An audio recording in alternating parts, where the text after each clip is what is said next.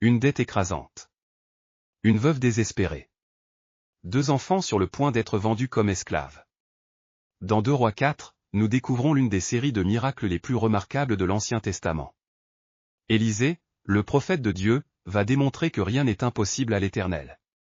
3 récits extraordinaires nous révèlent comment Dieu transforme l'impossible en possible, la mort en vie, et l'insuffisance en abondance. La première histoire commence par un cri de détresse. Une veuve, femme d'un des fils des prophètes, vient supplier Élisée. Son mari est mort, laissant une dette si énorme que les créanciers viennent prendre ses 2 fils pour en faire des esclaves.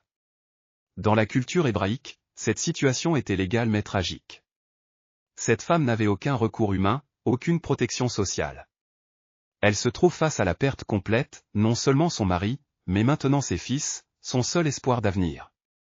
Élisée lui pose une question apparemment simple, « Que puis-je faire pour toi ? Dis-moi, qu'as-tu à la maison ?» La réponse de la veuve révèle l'ampleur de sa pauvreté, « Ta servante n'a rien du tout à la maison qu'un vase d'huile. » Un seul petit vase d'huile. C'est tout ce qui reste d'une vie entière. Mais Dieu va transformer ce rien en miracle. Écoutons les paroles mêmes de l'Écriture dans 2 Rois 4, versets 3 à 7, et il dit, « Va demander au dehors des vases chez tous tes voisins, des vases vides, et n'en demande pas un petit nombre. Quand tu seras rentré, tu fermeras la porte sur toi et sur tes fils, tu verseras dans tous ces vases, et tu mettras de côté ceux qui seront pleins. » Alors elle le quitta. Elle ferma la porte sur elle et sur ses fils, il lui présentait les vases, et elle versait. Lorsque les vases furent pleins, elle dit à son fils, « Présente-moi encore un vase. » Mais il lui répondit, « Il n'y a plus de vase. » Et l'huile s'arrêta de couler. Elle alla le rapporter à l'homme de Dieu, et il dit, « Va vendre l'huile, et paie ta dette, et tu vivras du reste avec tes fils. » Le miracle ne s'arrête pas là. Plus loin, nous lisons l'histoire de la Sunamite et de son fils ressuscité, puis celle de la multiplication des pains. Chaque récit révèle une facette différente de la puissance divine qui œuvre à travers le prophète Élisée.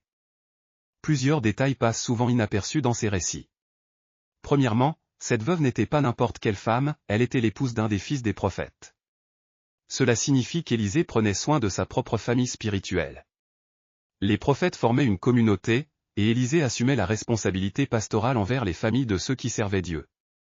Deuxièmement, remarquez que l'enfant de la Sunamite n'avait jamais été demandé par sa mère. Quand Élisée veut la bénir, elle répond, « Non, mon Seigneur, homme de Dieu, ne trompe pas ta servante. » Elle n'osait même pas espérer un enfant. Ce fils était un don entièrement souverain de Dieu. Troisièmement, lors de la résurrection, Élisée utilise des objets très personnels, son bâton, puis son propre corps. Il place ses yeux sur les yeux de l'enfant, ses mains sur ses mains, sa bouche sur sa bouche. Cette intimité révèle que les miracles de Dieu passent souvent par l'engagement personnel total de ses serviteurs. Le contexte historique enrichit notre compréhension. Nous sommes sous le règne de Joram, fils d'Achab, vers 850 avant Jésus-Christ. Israël traverse une période de troubles spirituels et politiques. L'influence de Baal persiste malgré la victoire d'Élie au mont Carmel.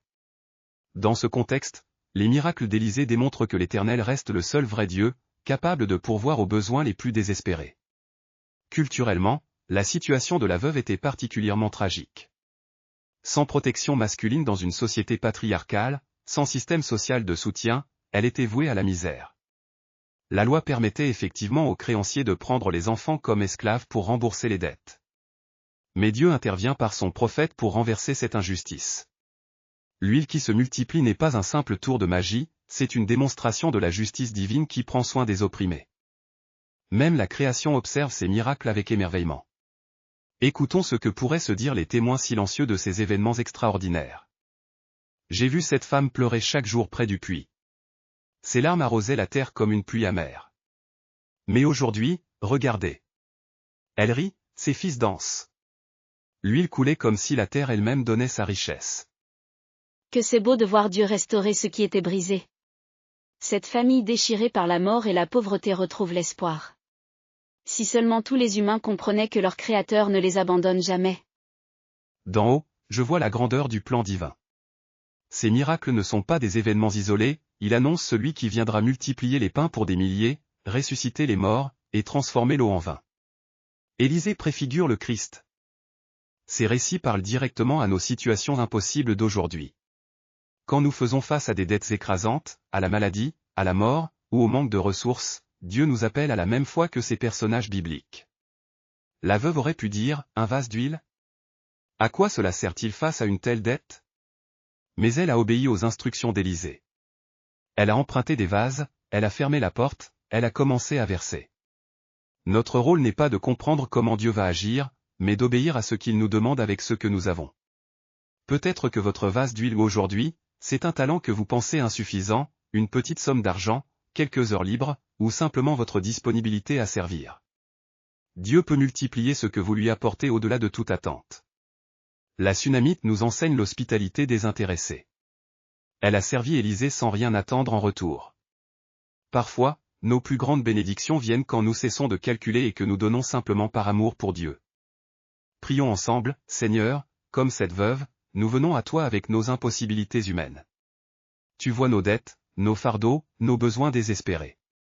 Nous te présentons notre vase d'huile, ce peu que nous avons, ces ressources qui semblent insuffisantes. Multiplie-les selon ta volonté souveraine. Donne-nous la foi pour obéir à tes instructions même quand nous ne comprenons pas. Aide-nous à être généreux envers les veuves et les orphelins de notre époque. Que ton nom soit glorifié dans nos vies comme il l'a été à travers Élisée. Au nom de Jésus, celui qui multiplie encore aujourd'hui nos pains et nos poissons. Amen. Abonnez-vous pour plus de contenu d'études bibliques.